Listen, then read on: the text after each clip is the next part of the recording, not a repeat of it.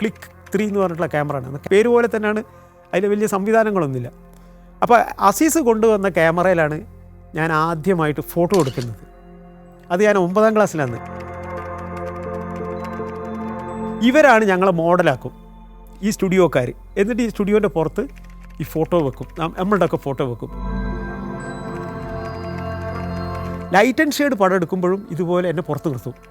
മുസ്തഫ ഒന്ന് പുറത്തേക്ക് നിൽക്കണം എന്ന് പറയും. അപ്പോൾ അതൊരു വലിയ ഒരു വിഷമായിട്ട് തോന്നാറുണ്ട്.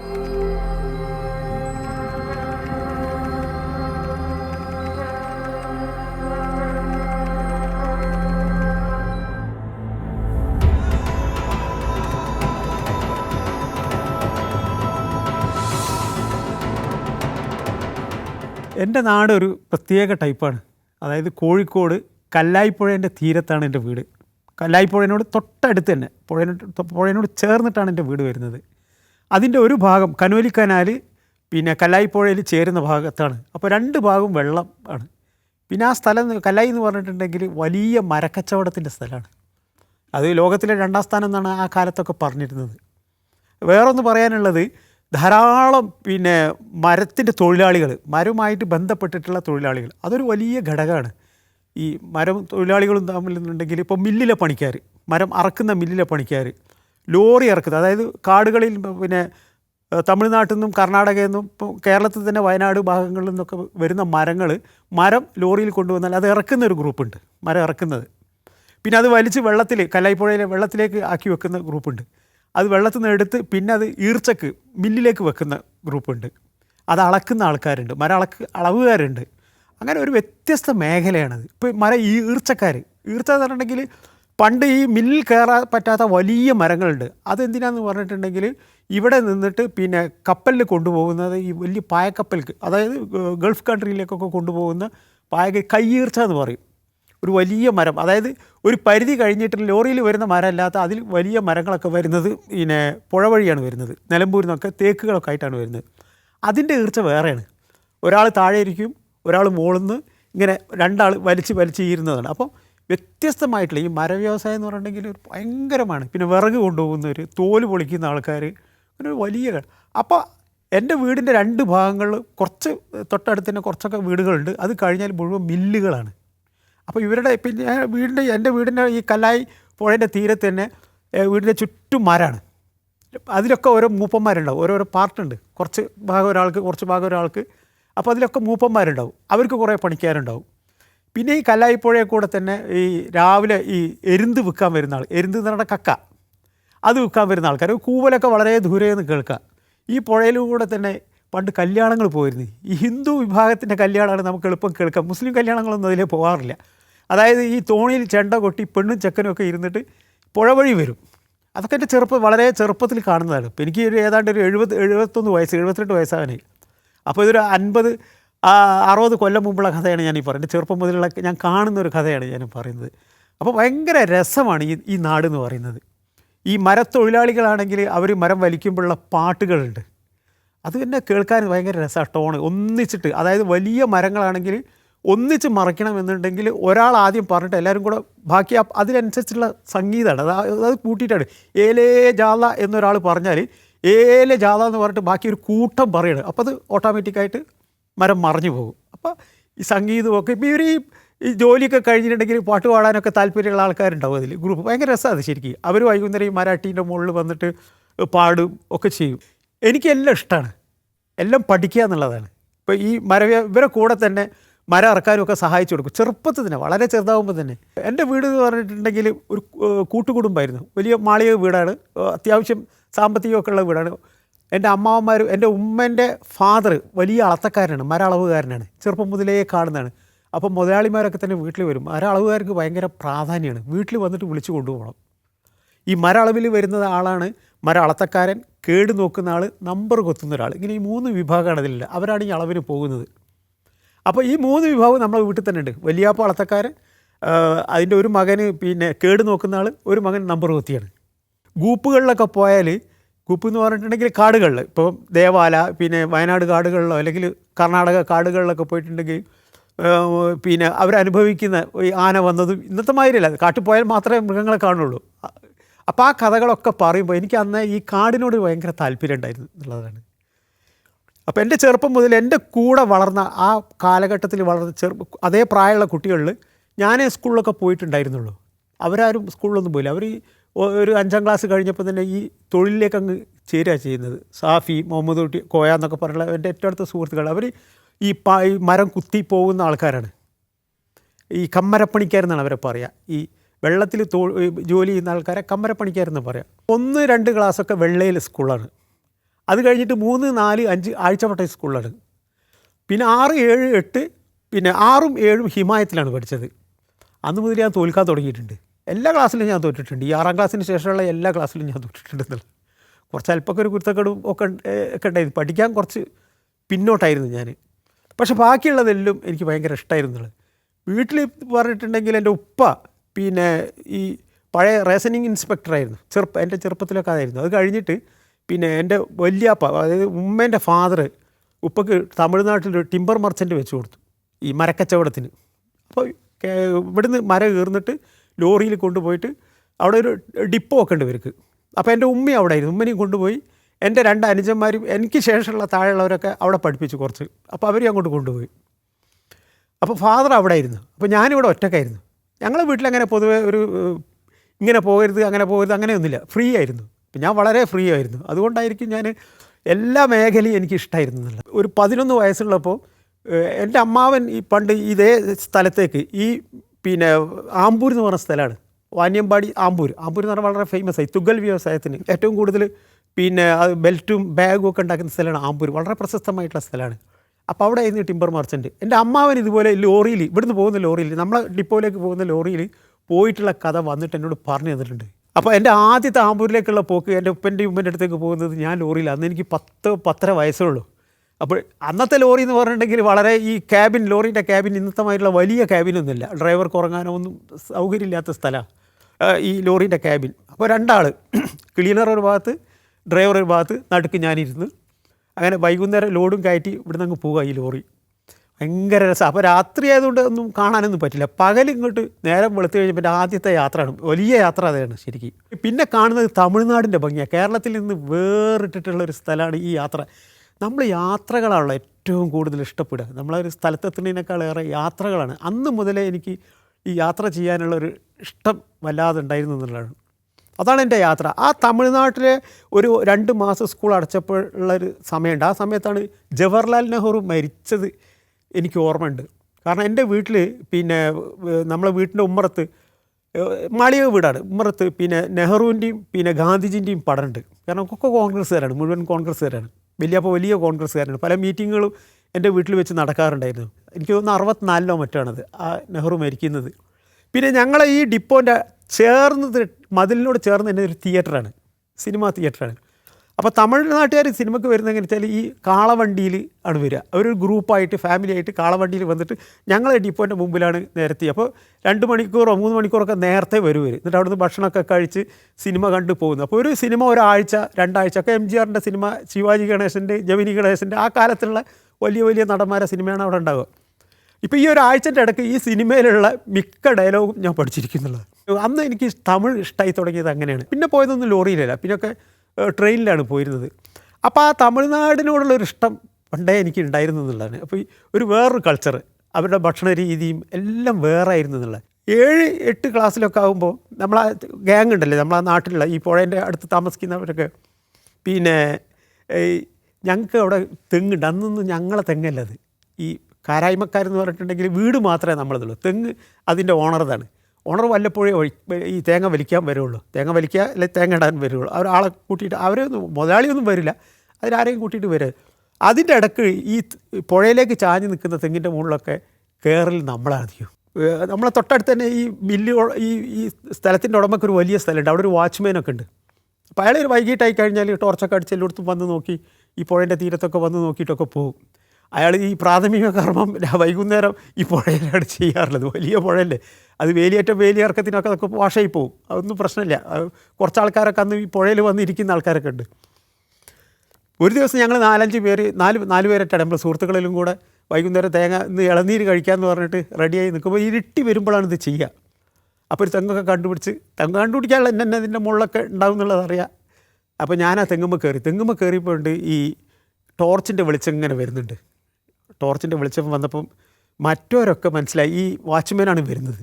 അവരൊക്കെ ഓടി ഈ പുഴേൻ്റെ അവിടെ തന്നെ വലിയ വലിയ മര അട്ടികളുണ്ട്, അതിൻ്റെ ഉള്ളിലൊക്കെ കയറി അവർ ഒളിച്ചു. ഇയാൾ നേരെ വന്നിരുന്നത് ഞാൻ കയറിയ തെങ്ങിൻ്റെ താഴത്താണ്. നമ്മൾ ഈ തേങ്ങൻ്റെ ശബ്ദം വീട്ടിലൊന്നും കേൾക്കാതിരിക്കാൻ വേണ്ടിയിട്ട് ഈ ഇളനീരൊക്കെ ഒരു 4 എണ്ണം ചുരുങ്ങിയത് 2 എണ്ണം പല്ലിൽ കടിച്ച് പിടിക്കും, ഒന്ന് ഈ കയ്യിലും ഒന്ന് കയ്യിലും വെച്ചിട്ടാണ് ഇറങ്ങുക. കയറാൻ സുഖമായിട്ട് കയറും, ഇത് താഴെ ഇടാതെ ഈ വീഴാതെ കൊണ്ടുവരണം. കാരണം ഞാൻ ഈ 4 എണ്ണം പറിച്ച് റെഡിയായപ്പോഴാണ് ഈ ടോർച്ച് വരുന്നത്. ഒരു മനുഷ്യന് ഇത്ര അധികം ഇതിന് സമയം എടുക്കുമെന്നുള്ളത് ആദ്യം ഇയാളൊരു തീപ്പെട്ടി ഉരച്ച്, അതാ ഇരുട്ടിലിങ്ങനെ കാണാം, തീപ്പെട്ടി ഉരച്ച് ഇത് വലിച്ച് കഴിഞ്ഞിട്ട് പിന്നെ ഇരിക്കുക. കുറച്ച് കഴിഞ്ഞിട്ട് അപ്പോഴേക്കും എൻ്റെ കൈയൊക്കെ വേർക്കാൻ തുടങ്ങി, എനിക്ക് ചെറിയ വിറയൽ വന്നു. കാരണം അപ്പം എന്നെ പിടിച്ചിട്ടുണ്ടെങ്കിൽ അതുവരെ കട്ടേൻ്റെ ഉടമസ്ഥൻ അവർക്ക് അറിയാം നമ്മളൊക്കെ തന്നെ ആയിരിക്കും എന്നുള്ളത് അറിയാം, ഞാൻ ഈ പെട്ടുപോകുന്നുള്ളത്, കൈയോടെ പിടിക്കുകയല്ലോ ചെയ്യുക. അപ്പോൾ വേർത്തിട്ട് ഇങ്ങനെ ഉറ്റയാണെങ്കിൽ ഇപ്പം വീണു. ഇയാൾ 2ാമത്തെ ബീഡിയും കത്തിച്ചു. വിറച്ചിട്ടും പിന്നെ പേടിയായിട്ടും ഇങ്ങനെ ഇരുന്ന് അവസാനം കുറേ കഴിഞ്ഞപ്പോൾ അയാളങ്ങ് എണീറ്റ് പോയി. ഈ സംഭവം കഴിഞ്ഞങ്ങ് എണീറ്റ് പോയി. അങ്ങനെ ഒരു അനുഭവം, ആ ചെറുപ്പത്തിലുള്ളൊരു വല്ലാത്തൊരു അനുഭവം. അത് കഴിഞ്ഞ് ഇയാൾ പോയി, ഇയാളുടെ ഈ ടോർച്ചിൻ്റെ ലൈറ്റ് നമ്മളിൽ നിന്ന് മറിഞ്ഞ് ഇയാൾ പിന്നെ വാച്ച്മാൻ ഇരിക്കുന്നതിലേക്ക് പോയതോട് കൂടിയിട്ട് നമുക്ക് എല്ലാവരും കൂടെ എൻ്റെ അടുത്ത് വന്ന് എന്നെ ശരിക്കും പിന്നെ അവരെന്താ പറയുക, നമുക്ക് ഭയങ്കര സന്തോഷമായി ഇത് രക്ഷപ്പെട്ടല്ലോ എന്നുള്ളത്. ഇങ്ങനെയുള്ള ചെറിയ ചെറിയ വിളവുകളൊക്കെ ഉള്ളൊരു കാലഘട്ടമായിരുന്നു എന്നുള്ളത്. ഞാൻ ഈ തോറ്റതുകൊണ്ട് എട്ടുന്നേ എനിക്ക് തോന്നിയിട്ടുണ്ട് എനിക്ക് എന്താവണം എന്നുള്ളത്. ഇപ്പം ഞാൻ പഠിച്ച സ്കൂളിൽ പിന്നെ ഞാനായിരുന്നു സ്കൂൾ ലീഡറായിരുന്നത്. KSUവിൻ്റെ സ്കൂൾ ലീഡർ KSU ആയിരുന്നു. അപ്പോൾ എല്ലാ അസംബ്ലിയിലും ഈ പഠിക്കാത്ത കുട്ടി തന്നെയാണ് ഞാൻ. പക്ഷേ ബാക്കിയുള്ള ഇപ്പോൾ മോണോ ആക്ട്, മിമിക്രി, ഈ ഫാൻസി ഡ്രസ്സ്, ഇതിലൊക്കെ ഞാൻ പങ്കെടുക്കും. വോളിബോളും കളിക്കും. ഇപ്പോൾ അങ്ങനെ കുട്ടികളുടെ ഒക്കെ നല്ല പെരുമാറുന്നതുകൊണ്ട് ഞാൻ വളരെ ഈസി ആയിട്ട് അന്ന് ഇലക്ഷന് ഞാൻ ജയിച്ചു എന്നുള്ളതാണ്. അപ്പോൾ അത് ആ സമയത്താണ് ഒരു പൊളിറ്റീഷ്യൻ ആവണം എന്നുള്ളൊരു താല്പര്യം ഉണ്ടായിരുന്നു. കാരണം പിന്നെ അത് എനിക്ക് തോന്നി അത് ശരിയല്ല എന്ന് പിന്നെ തോന്നുകയാണ്. ആ കാലഘട്ടത്തിൽ നമുക്ക് വരുന്ന ചേഞ്ചസാണ്. പിന്നെ ഞാൻ ഈ 8ാം ക്ലാസ്സിൽ പഠിക്കുന്ന സമയത്താണ് എൻ്റെ പിന്നെ സ്കൂളിൽ അധ്യാപകനുണ്ട്, പിന്നെ ഡ്രോയിങ് മാസ്റ്ററാണ്, അയാൾ ഫോട്ടോഗ്രാഫറും കൂടെയാണ്. ഇതല്ലാത്ത സമയത്ത് ഫോട്ടോ എടുക്കാൻ പോകും. അപ്പോൾ എൻ്റെ അമ്മാവൻ്റെ കല്യാണത്തിന് ഞാൻ എൻ്റെ വീട്ടിലേക്ക് പിന്നെ ഇങ്ങനെയാണ് ഈ ഫോട്ടോഗ്രാഫറായിട്ട് ക്ഷണിക്കുന്നത്. പൈസ കൊടുക്കണം, ആൽബം ഉണ്ടാക്കിയിട്ട് തരും, പൈസ കൊടുക്കണം. പിന്നെ അപ്പോൾ അങ്ങേരുടെ ക്യാമറ പിടിക്കാനും ഈ ഫോട്ടോഗ്രാഫിയോടുള്ള ആദ്യ ക്യാമറ പിടിക്കുന്നതൊക്കെ ആ രീതിയിലാണ്. ഇയാളെ സഹായിക്കാൻ കൂടെ നിന്ന് ഈ ഗ്രൂപ്പൊക്കെ എടുക്കാൻ വേണ്ടിയിട്ട് ഫാമിലീൻ്റെ ഒക്കെ കൂടെ നിന്നപ്പോൾ എനിക്കതിനോടൊരു ചെറിയൊരു ഇഷ്ടം തോന്നുക ചെയ്ത്. ആയിടക്കാണ് നമ്മളെ പിന്നെ എൻ്റെ കൂടെ തന്നെ ജോലി പഠിച്ചിരുന്ന അസീസ് എന്ന് പറയും, NC കോയക്കുട്ടിയാജിൻ്റെ മകൻ NC അസീസ്. അവന് കുറച്ച് സാമ്പത്തികമുള്ള ആളാണ്. അവന് ക്യാമറ വാങ്ങിയിട്ടുണ്ട്, ക്ലിക്ക് 3 എന്ന് പറഞ്ഞിട്ടുള്ള ക്യാമറയാണ്. അന്ന് ക്യാമറക്കാകെ ആ കാലഘട്ടത്തിൽ 35 രൂപയുള്ളൂ. ഒരു അഡ്ജസ്റ്റ്മെൻ്റ് ഒന്നുമില്ല, വെറുതെ ജസ്റ്റ് ക്ലിക്ക്, ഇതാണ് ആ പേര് പോലെ തന്നെയാണ്, അതിൽ വലിയ സംവിധാനങ്ങളൊന്നുമില്ല. അപ്പോൾ അസീസ് കൊണ്ടുവന്ന ക്യാമറയിലാണ് ഞാൻ ആദ്യമായിട്ട് ഫോട്ടോ എടുക്കുന്നത്. അത് ഞാൻ 9ാം ക്ലാസ്സിലാണ്, 9ാം ക്ലാസ്സിലോ 8ാം ക്ലാസ്സിലോ, 10ാം ക്ലാസ് എത്തിയിട്ടില്ല. അങ്ങനെ ഞാൻ എടുത്തിട്ടുള്ള ഫോട്ടോ അസീസ് പിന്നെ എനിക്ക് പ്രിൻ്റ് ഇട്ട് കൊണ്ടു തന്നപ്പോൾ അത് പിന്നെ ഒരു പ്രായമുള്ളൊരു സ്ത്രീ ഈ ഓല കൊത്തുന്ന, ഈ വീട്ടിൻ്റെ മുമ്പുറത്ത് ഓല കൊത്തുന്നൊരു പടമാണ്. അതിപ്പോൾ എൻ്റെ കയ്യിലില്ല അത്. അപ്പോൾ ഞാൻ സ്കൂൾ ലീഡറും അവൻ പിന്നീട് അസിസ്റ്റൻറ്റ് ലീഡറും ഒക്കെ ആയിരുന്നു. ആ സമയത്ത് തന്നെയാണ് പിന്നെ നമ്മളെ ഈ കോഴിക്കോട്ടെ സാമൂതിരി സ്കൂളുണ്ട്, ഇപ്പോഴത്തെ ഹയർ സെക്കൻഡറിയാണ് സാമൂതിരി സ്കൂൾ. വലിയ സ്കൂളാണ്, കോഴിക്കോട്ടെ ഏറ്റവും വലിയ സ്കൂളുകളിലൊന്നാണ്. എൻ്റെ വീട്ടിൻ്റെ അടുത്ത് തന്നെയാണ്. സ്കൂളുകൾ അടക്കുന്ന സമയത്ത് ആരോഗ്യ വിദ്യാഭ്യാസ വ്യവസായ പ്രദർശനം എന്ന് പറഞ്ഞിട്ടൊരു വലിയ മേള നടക്കും. ഏതാണ്ട് ഒരു 1.5 മാസം നിലനിൽക്കും. അതിലൊരുപാട് സ്റ്റാളുകൾ ഉണ്ടാവും, വളക്കച്ചവടം ഉണ്ടാവും, പിന്നെ കാർഷികമായിട്ട് ബന്ധപ്പെട്ടത് ഉണ്ടാവും. എല്ലാം നമുക്ക് ഇപ്പോഴുള്ള മാർക്കറ്റിൽ ഈ കിട്ടാവുന്ന എല്ലാ സാധനത്തിൻ്റെയും ഒന്നിച്ചുള്ളൊരു ബിസിനസ്സാണ്. അതിൽ മെഡിക്കൽ കോളേജിൻ്റെ ഒരു പിന്നെ സ്റ്റാൾ ഉണ്ടാവും. അതിൽ ഈ അനാട്ടമി, ഈ ബോഡി, മനുഷ്യൻ്റെ ഈ ബോഡി പഠിപ്പിച്ച് കൊടുക്കുന്ന ഡോക്ടർ, നമ്മളെ മെഡിക്കൽ സ്റ്റുഡൻസുകളാണ് അതൊക്കെ പറഞ്ഞു തരിക. അതിനൊരു സ്റ്റാളുണ്ട്, അതിനൊക്കെ പൈസ കൊടുക്കണം കയറാൻ. അതിൽ തന്നെ വേറെ സ്റ്റാളുണ്ട് പ്രസവം നാച്ചുറലായിട്ട് കാണിക്കുന്നതാണ്. അതൊക്കെ ഞാൻ ഈ സ്കൂളിൽ പഠിക്കുന്ന കാലത്ത് കണ്ടതാട്ടോ. ഈ പ്രസവം കാണുന്ന സമയത്ത് ഒരുപാട് കൂടുതലും പുരുഷന്മാരാണ് ഉണ്ടാവുക. അത് കാണാൻ കുറേ പേരൊക്കെ തലയുറ്റി വീണ് പോകുന്നത്, തലയുറ്റും അവർക്ക് ഈ എണീറ്റ് പോകുന്നതൊക്കെ ഉണ്ട്. അപ്പോൾ അത്ര സ്റ്റാളുകൾ ആ കാലത്തുണ്ട് എന്നുള്ളത്. ഇതിൽ തന്നെ കൾച്ചറൽ പ്രോഗ്രാമുണ്ട്. ഇത് ഇവരുടെ സ്കൂളിൻ്റെ മൈതാനത്താണ് കൾച്ചറൽ പ്രോഗ്രാമൊക്കെ ഉണ്ടാവുക. അന്ന് പിന്നെ സുകുമാർ അഴീക്കോടിനെ പോലുള്ള ആൾക്കാരൊക്കെ ആ പരിപാടിയിലൊക്കെ ഈ പ്രസംഗിക്കാനൊക്കെ വരാറുണ്ട്. പിന്നെ നാടകം, ഡാൻസ്, ഇതൊക്കെ ഇതിൽ ഈ കൾച്ചറൽ പ്രോഗ്രാമിൽ അവതരിപ്പിക്കാറുണ്ട്. ഇതൊരു തവണ ടിക്കറ്റ് എടുത്തു കഴിഞ്ഞാൽ സ്കൂളിലെ എല്ലാ ക്ലാസ് റൂമിലും ഇതുപോലെയുള്ള സാധനങ്ങളൊക്കെ വിൽക്കുന്നതായിരിക്കും. ഈ ഒരു പിന്നെ ഈ റോഡ് ക്രോസ് ചെയ്തിട്ടൊരു ബ്രിഡ്ജ് ഉണ്ടാക്കും. അതിൽ ഈ മൈതാനത്ത് എത്തിക്കഴിഞ്ഞാലാണ് ഇത്തരം കൾച്ചറൽ പ്രോഗ്രാം. ഇത് അവസാനിക്കൽ എങ്ങനെയാണെന്ന് പറഞ്ഞാൽ 9:30 മണിയോ 10 മണിയേറ്റാണ് തീച്ചാട്ടം എന്ന് പറയും. ഇന്നൊന്നും അതില്ല. അതായത് പിന്നെ വലിയൊരു തെങ്ങിൻ്റെ ഉയരത്തിൽ വലിയ കോണി കെട്ടും. കോണി കെട്ടിയിട്ട് അതിൻ്റെ മുകളിൽ ഒരാൾ കയറും. അപ്പോൾ അയാളുടെ ഡ്രസ്സ്, ഈ ഷർട്ട് മുകളിലും പാൻറ്റിൻ്റെ മുകളിലൊക്കെ ഒരുപാട് തുണി ചുറ്റും. താഴെ ഒരു കിണറായിരിക്കും. ഈ പരിപാടിയുടെ ഈ മൊത്തം പരിപാടിയുടെ എൻ്റെ അതാണ്. അത് കാണാൻ വേണ്ടിയിട്ട് ഒരുപാട് ആൾക്കാർ ഈ കിണറിന് ചുറ്റും നിൽക്കും. ഈ കിണറിൽ പിന്നെ പെട്രോൾ ഒഴിക്കും, തീ കത്തിക്കും. ഇയാളെ ദേഹത്തും ഈ വലിയ കുറേ ഡ്രസ്സിട്ട് ഇയാളുടെ ശരീരത്തിലും പെട്രോൾ ഒഴിക്കും. ഇയാൾ തന്നെ സ്വന്തമായിട്ട് ഒരു തീപ്പെട്ടി കൊളുത്തിയിട്ട് അതും കത്തിക്കും. എന്നിട്ട് അതിൻ്റെ മുകളിൽ നിന്ന് ഇയാൾ ഈ വെള്ളത്തിലേക്ക്, തീയുള്ള വെള്ളത്തിലേക്ക് ചാടും. അതിന് തീച്ചാട്ടം എന്നാണ് പറയുക. അതൊക്കെ വലിയ അത്ഭുതമാണ് ആ കാലത്ത്. അതൊരു തെങ്ങിൻ്റെ ഉയരത്തുനിന്ന് അയാൾ നേരെ പിന്നെ കിണറ്റിലേക്ക് വന്ന് വീഴുന്നതോട് കൂടിയിട്ട് അത് ഓളം കൊണ്ട് അത് കെട്ടുപോകും. കേടാത്തത് മറ്റുള്ളവർ വന്നിട്ട് അങ്ങ് കെടുത്തും കൂടെ നിൽക്കുന്ന ഇവരുടെ ആൾക്കാർ. അതാണ് തീച്ചാട്ടം. നിങ്ങൾക്ക് കേട്ടിട്ടുണ്ട്. നിങ്ങൾ എത്ര പേര് ഇത് അറിയുമെന്ന് എനിക്കറിയില്ല. ഈ പരിപാടി എല്ലാ വർഷവും ഉണ്ടാവും. ഇത്തരം പരിപാടികളൊക്കെ ഉണ്ട്. പിന്നെ സൈക്കിൾ, അതിനുള്ളിൽ തന്നെ സൈക്കിൾ ബാലൻസും ഒക്കെ ഉണ്ടാവും.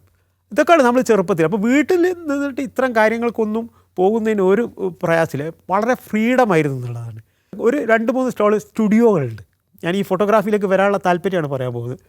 ഈ സ്റ്റുഡിയോൻ്റെ ഇവർ പിന്നെ മോഡൽ ചെയ്യൽ അന്ന് എൻ്റെ കൂടെയുള്ള ഹാഫീസിനായിട്ടൊക്കെ അന്ന് ആ കാലഘട്ടം മുതലേ പരിചയമായി. ഹാഫീസ് മുഹമ്മദ്, NP മുഹമ്മദിൻ്റെ മകന്. അപ്പോൾ ഞങ്ങളൊക്കെ പഠിക്കുന്ന കാലത്ത് പിന്നെ ഹാഫീസിനേക്കാൾ കോളേജിലായിരുന്നു. ഞാൻ തോറ്റിട്ടാണ് ഈ 10ാം ക്ലാസ്സിലൊക്കെ എത്തിയത് തന്നെ. അപ്പോൾ ഈ പിന്നെ ഹാഫീസ് എന്നെ കുറേ ട്യൂഷനൊക്കെ എടുത്തിട്ടുണ്ട്. ഹാഫീസ് എന്ന് പറഞ്ഞിട്ടുണ്ടെങ്കിൽ ഇപ്പോഴത്തെ വലിയ എഴുത്തുകാരന് ഫറൂഖ് കോളേജിലെ പിന്നെ സോഷ്യോളജീൻ്റെ ഹെഡ് ഓഫ് ദ ഡിപ്പാർട്ട്മെൻറ്റ് പറയപ്പെടുന്ന ആളാണ് ഹാഫീസ് മുഹമ്മദ്. അപ്പോൾ ഞാനും ഹാഫീസിന് നല്ല മുടിയാണെന്ന് ഞങ്ങൾ വേറെ സുഹൃത്തുക്കളിലും കൂടെ കൂടി ഇവരാണ് ഞങ്ങളെ മോഡലാക്കും, ഈ സ്റ്റുഡിയോക്കാർ. എന്നിട്ട് ഈ സ്റ്റുഡിയോൻ്റെ പുറത്ത് ഈ ഫോട്ടോ വെക്കും, നമ്മളുടെയൊക്കെ ഫോട്ടോ വെക്കും. അത് ഈ കോഴിക്കോട്ട് വരുന്ന ഇത് കാണുന്ന എല്ലാവരും കാണും. ചിലർ നമ്മളെ സുഹൃത്തുക്കളൊക്കെ എൻ്റെ ഫോട്ടോ കണ്ടിട്ടുണ്ട്. പിന്നെ ഇവർ തന്നെ ഡബിൾ ഇമേജിൽ എടുക്കും. ഒരാളെ തന്നെ ഒരു ഫിലിമിൽ തന്നെ, ഫിലിം ക്യാമറകളാണ് 2 എടുക്കും. അതൊക്കെ അവർ വെക്കും. പിന്നെ അവിടുത്തെ അന്നത്തെ കാലഘട്ടത്തിലുള്ള വേറൊന്നെന്ന് പറഞ്ഞിട്ട് വിമാനത്തിൽ ഇരുന്നിട്ട് കൈ ഇങ്ങനെ വെച്ചിട്ട് കാറിൽ പിന്നെ ബോർഡുകൾ കട്ടൗട്ടാണ് ഉണ്ടാവുക. ആ കട്ടൗട്ടിൻ്റെ ബാക്കിൽ ഇരുന്നിട്ട് പഴയ തലമുറക്കൊക്കെ കാണാം പല വീടുകളിലും ഈ കാറിൽ ഇരുന്നിട്ടുള്ള ഫോട്ടോ, വിമാനത്തിൻ്റെ അകത്ത് പുറത്ത് ഇരുന്നിട്ടുള്ള ഫോട്ടോ ഒക്കെ അന്ന് ആ സ്റ്റുഡിയോയിൽ അതൊക്കെ ഉണ്ടായിരുന്നു. പക്ഷേ ഇത് ഞങ്ങളെ മോഡലും കൂടെ അവരവിടെ വെക്കും. അങ്ങനെയാണ് എനിക്ക് ഈ ഫോട്ടോഗ്രാഫിയിലേക്ക് താല്പര്യം വരുന്നത്. പിന്നെ ഫോട്ടോഗ്രാഫിയിലേക്ക് താല്പര്യം വരുന്നത് 10ാം ക്ലാസ് പഠിക്കുന്ന കാലത്തിന് ഞാൻ തോറ്റുപോയാൽ പിന്നെ സ്കൂളിൽ പോകാൻ പറ്റില്ലല്ലോ. SSLC തോറ്റു കഴിഞ്ഞിട്ട് ഞങ്ങളെ ഒരു സ്റ്റുഡിയോക്കാരനുണ്ട്. ഈ പിന്നെ ഇയാളെ ഞാനൊരു കുറ്റിച്ചിറയിലെ ഒരു കല്യാണത്തിന്, കുറ്റിച്ചിറ എന്ന് പറയുന്നത് തെക്കേ പുറത്ത് 1-2 കല്യാണത്തിന് കണ്ട് ഫോട്ടോ എടുക്കുന്ന വളരെ കുറച്ച് ഫോട്ടോഗ്രാഫർമാരേ ഉണ്ടായിരുന്നുള്ളൂ. എനിക്കൊണ്ട് കോഴിക്കോട്ട് അന്ന് ഈ മുസ്ലിം ഇടയിൽ കല്യാണ ഫോട്ടോ എടുക്കുന്ന ഒരാൾ ഇദ്ദേഹമായിരുന്നു. ഈ ശ്രീധരൻ എന്നാണ് അദ്ദേഹത്തിൻ്റെ പേര്. ശ്രീധരേട്ടൻ എന്നാണ് ഞാൻ വിളിക്കുക. അങ്ങേരാണ് ആ കുറ്റിച്ചിറ ഭാഗത്തുള്ള കല്യാണത്തിൻ്റെ ഫോട്ടോ ഒക്കെ എടുക്കുക. അപ്പോൾ അങ്ങേരോട് ഞാൻ ചോദിച്ചു, എനിക്ക് താല്പര്യമുണ്ട്, ഞാൻ വരട്ടെ എന്ന് ചോദിച്ചു, ഈ ജോലി പഠിക്കാൻ വേണ്ടി വന്നോളൂ എന്ന് പറഞ്ഞു. അങ്ങനെയാണ് ഞാൻ ആദ്യമായിട്ട് ദിനകർ സ്റ്റുഡിയോ എന്ന് പറയും, കോഴിക്കോട്ടെ സംഘം തിയേറ്ററിൻ്റെ പിന്നിൽ, അതായത് ഒരു ചെറിയൊരു കുടിൽ പോലത്തെ ഒരു സ്ഥലമാണ്. ഒരു വളരെ ചെറിയൊരു സ്റ്റുഡിയോ ആണ്. പുറത്തുനിന്നൊന്നും ആരും കാണില്ല. അദ്ദേഹത്തിന് മെയിനായിട്ട് കല്യാണം ഫോട്ടോ എടുക്കുന്നതാണ്. 4 കൊല്ലം ഹിമായത്തിൽ പഠിച്ചുകൊണ്ട്, ഹിമായത്ത് സ്കൂൾ എന്ന് പറഞ്ഞാൽ ഈ കുറ്റിച്ചിറേൻ്റെ നടുക്ക് MMH സ്കൂൾ 2 സ്കൂളുകളാണുള്ളത്. അപ്പോൾ അവിടുത്തെ ആൾക്കാരൊക്കെ എനിക്ക് നല്ല പരിചയം. ഇദ്ദേഹത്തിൻ്റെ കൂടെ ക്യാമറ പിടിക്കാനും ഫ്ലാഷ് പിടിക്കാനും ഒക്കെ പോയി കൂടെ നടന്നിട്ട്, അപ്പോൾ അന്നത്തെ ഒരു പ്രത്യേകത എന്താണെന്ന് പറഞ്ഞിട്ടുണ്ടെങ്കിൽ മുസ്ലിം വീടുകളിൽ ചില വീടുകളിലൊന്നും പെണ്ണുങ്ങളെ ഫോട്ടോ എടുക്കാൻ സമ്മതിക്കില്ല. ഫോട്ടോഗ്രാഫറോട് പറയും ഇവിടെ, അപ്പോൾ ആ വീട്ടിൽ ഏതെങ്കിലും ഒരു കാരണവരുണ്ടാവും, പെണ്ണുങ്ങളെ ഫോട്ടോ ഒന്നും എടുക്കരുത്. പക്ഷേ ഈ രസം എന്താണെന്ന് പറഞ്ഞിട്ടുണ്ടെങ്കിൽ ഇങ്ങനെ കാണാതെ അപ്പോൾ പെണ്ണുങ്ങൾ വിളിക്കും ഫോട്ടോ എടുക്കാൻ വേണ്ടിയിട്ട്. അപ്പോൾ അന്നേ അതിന് കുറച്ചൊരു പിന്നെ ഇഷ്ടമില്ലാത്തൊരു ഗ്രൂപ്പ് ഏത് കാലത്തും ഉണ്ടാവുമല്ലോ. അങ്ങനെയാണ് ഞാൻ ഈ കല്യാണം ഫോട്ടോ എടുക്കാൻ വേണ്ടിയിട്ട് ഇദ്ദേഹത്തിൻ്റെ കൂടെ നിന്നിട്ട്, ഈ സ്റ്റുഡിയോയിൽ നിന്നിട്ടാണ് ഈ ഫിലിം ഫോട്ടോ എടുത്ത് കൊണ്ടുവന്നു കഴിഞ്ഞാൽ ഇത് നെഗറ്റീവ് ആക്കുന്ന സമയത്ത് ഇദ്ദേഹം എന്നെ ഡാർക്ക് റൂമിൻ്റെ അകത്തേക്ക് കയറ്റില്ല. കാരണം അന്ന് ഈ ഗുരുക്കന്മാരൊന്നും പലതും പറഞ്ഞു കൊടുക്കില്ല, കാണിച്ചു കൊടുക്കില്ല. ഫോട്ടോ വാഷ് ചെയ്യലൊക്കെ തന്നെയാണ്. ഫോട്ടോ കെമിക്കലിൽ വരുന്നതാണല്ലോ. ഈ വാഷ് ചെയ്യണമെങ്കിൽ 2-3 പിന്നെ മണിക്കൂർ റണ്ണിങ് വാട്ടറിൽ വാഷ് ചെയ്താൽ ഈ കെമിക്കലൊക്കെ പോയിട്ടുണ്ടെങ്കിൽ എത്ര കാലം വേണമെങ്കിലും ബ്ലാക്ക് ആൻഡ് വൈറ്റ് ഫോട്ടോ നിൽക്കും. ഇപ്പോഴും പല വീടുകളിലും നിങ്ങൾ ബ്ലാക്ക് ആൻഡ് വൈറ്റ് ഫോട്ടോ കാണുമല്ലോ, ഒരു കേടും വരാതെ നിൽക്കുന്നതിൻ്റെ ഒരു കാരണം അതാണ്. ലൈറ്റ് ആൻഡ് ഷെയ്ഡ് പടം എടുക്കുമ്പോഴും ഇതുപോലെ എന്നെ പുറത്ത് നിർത്തും. മുസഫ ഒന്ന് പുറത്തേക്ക് നിൽക്കണം എന്ന് പറയും. അപ്പോൾ അതൊരു വലിയ ഒരു വിഷമായിട്ട് തോന്നാറുണ്ട്. കാരണം എന്നെ അതിന് മാത്രം ഒഴിവാക്കി നിർത്തുക, അത് സാധാരണ എല്ലാവരും ചെയ്യുന്നതാണെന്ന്. ഈ ശ്രീധരേട്ടൻ്റെ ഒരു അസിസ്റ്റൻ്റ് ഉണ്ട്, കർണൻ എന്ന് പറഞ്ഞിട്ടുള്ള, അവരും ഞാനായിട്ട് നല്ല ബന്ധമാണ്. ഇപ്പോൾ ശ്രീധരേട്ടൻ ഇല്ലാത്ത സമയത്ത് ഇവന് ഫിലിം ഡെവലപ്മെൻറ്റിനെ വിളിക്കും, ലൈറ്റ് ആൻഡ് ഷെയ്ഡ് എടുക്കുന്നത് ഇങ്ങനെയാണെന്നൊക്കെ പറയും. അങ്ങനെയാണ് പിന്നെ ശ്രീധരേട്ടൻ പിന്നെ കുറേ കഴിഞ്ഞപ്പോൾ ഞാനൊരു വർഷത്തോളം അവിടെ നിന്നു. അവിടുന്ന് ഒരു ഇതൊക്കെ പഠിച്ച് കുറേയൊക്കെ ഈ വാഷ് ചെയ്യാനും ഫോട്ടോ എടുക്കാനും ഒക്കെ പഠിച്ച്. ആ സ്റ്റുഡിയോക്ക് ഒരു പ്രത്യേകത ഉള്ളത് എന്താണെന്ന് പറഞ്ഞിട്ടുണ്ടെങ്കിൽ, ഈ സംഘം തിയേറ്ററിനോട് ചേർന്നിട്ടാണ് ഈ സ്റ്റുഡിയോ. ഈ അറബി കല്യാണങ്ങളുണ്ടോ, ഈ അറബി കല്യാണം കഴിഞ്ഞിട്ടുണ്ടെങ്കിൽ വളരെ പ്രായമുള്ള ഒരാളായിരിക്കും ഒരു 16 അല്ലെങ്കിൽ 17 വയസ്സുള്ള പെൺകുട്ടിയെ കല്യാണം കഴിക്കുക. അപ്പോൾ ആ വീടുകൾ, ഇപ്പോൾ കുറ്റിച്ചിറയിലെ കുറേ വീടുകൾ, ഈ കടലോരത്തുള്ള കുറേ വീടുകൾ, പാവപ്പെട്ട ഒരുപാട് ഫാമിലികളുണ്ട്. അപ്പോൾ അവിടെയുള്ള വീട്ടിൽ താമസിക്കാൻ പറ്റില്ല. അങ്ങനെ അവർ പുറത്ത് ലോഡ്ജുകളിലൊക്കെയാണ് താമസിക്കുക. പക്ഷേ കല്യാണം കഴിഞ്ഞിട്ടുണ്ടാകും. ഒരു കാതി അന്ന് നിക്കാഹ് കഴിപ്പിച്ച് കൊടുക്കുമായിരുന്നു. അങ്ങനെയാണ് ഇവർ ഫോട്ടോ എടുത്താൽ ഇവർക്ക് കുറച്ചുകൂടെ അത് ഗ്രിപ്പാകാൻ വേണ്ടിയിട്ട്, അതായത് ഈ അഥവാ പോലീസോ റെയ്ഡോ ഒക്കെ വന്നിട്ട് കാണിച്ചു കൊടുക്കാൻ, ഭാര്യ ഭർത്താക്കന്മാരെന്ന് കാണിച്ചു കൊടുക്കാൻ വേണ്ടിയിട്ടാണ്. അപ്പോൾ നമുക്ക് ഭയങ്കര ദുഃഖം തോന്നും. വളരെ ചെറിയ പെൺകുട്ടിയും കുറച്ച് പ്രായമുള്ള ഒരാളും അറബി, ഒറ്റ നോട്ടത്തിൽ തന്നെ മലയാളി അല്ല എന്നുള്ളത് നമുക്ക് മനസ്സിലാക്കാൻ പറ്റും. അങ്ങനെയുള്ള അവരും അവിടെയാണ് ഫോട്ടോ എടുക്കാൻ വരിക. മറ്റൊരു വ്യത്യാസം എന്ന് പറഞ്ഞിട്ടുണ്ടെങ്കിൽ, ഈ സംഘം സിനിമകളിൽ ഈ സെക്സ് വർക്കേഴ്സ് വരും, ഫോട്ടോ എടുക്കാൻ വലിയ താല്പര്യമായിരിക്കും. അവർ ഈ സ്റ്റുഡിയോയിൽ വരും. സ്റ്റുഡിയോയിൽ വന്ന് 1 മണിക്കൂറൊക്കെ അടുത്ത ഷോക്ക് കാണാൻ വേണ്ടിയിട്ട് 1-2 മണിക്കൂറൊക്കെ അപ്പോൾ അവിടെ ഇരിക്കും. അപ്പോൾ എനിക്ക് അന്നേ ഇത്ര ആൾക്കാരോടൊക്കെ നല്ല പരിചയവും ബന്ധമൊക്കെ ഉണ്ടായതുകൊണ്ട് അതൊക്കെ പിന്നീട് എനിക്ക് ഒരുപാട് എൻ്റെ ജോലിക്ക് ഒരുപാട് ഗുണങ്ങൾ ചെയ്തിട്ടുണ്ട്, അത്ര ബന്ധങ്ങൾ. ശ്രീധരേട്ടൻ എന്ന് പറഞ്ഞാൽ വളരെ ചിട്ടയുള്ള ആളാണ്. അദ്ദേഹം നന്നായിട്ട് നാടകം എഴുതും, നാടകം ഡയറക്റ്റ് ചെയ്യും. പണ്ടത്തെ ഫോട്ടോഗ്രാഫർമാരെന്നൊക്കെ പറഞ്ഞിട്ടുണ്ട്, സ്റ്റുഡിയോക്കാരെന്നൊക്കെ പറഞ്ഞാൽ ആർട്ടിസ്റ്റുകളും കൂടെ ആയിരിക്കും അവർ. അവരുടെ ഉള്ളിലൊന്നും ഉണ്ടാവും, വെറുതെ ഫോട്ടോഗ്രാഫർ ആവുകയല്ലേ ചെയ്യുക.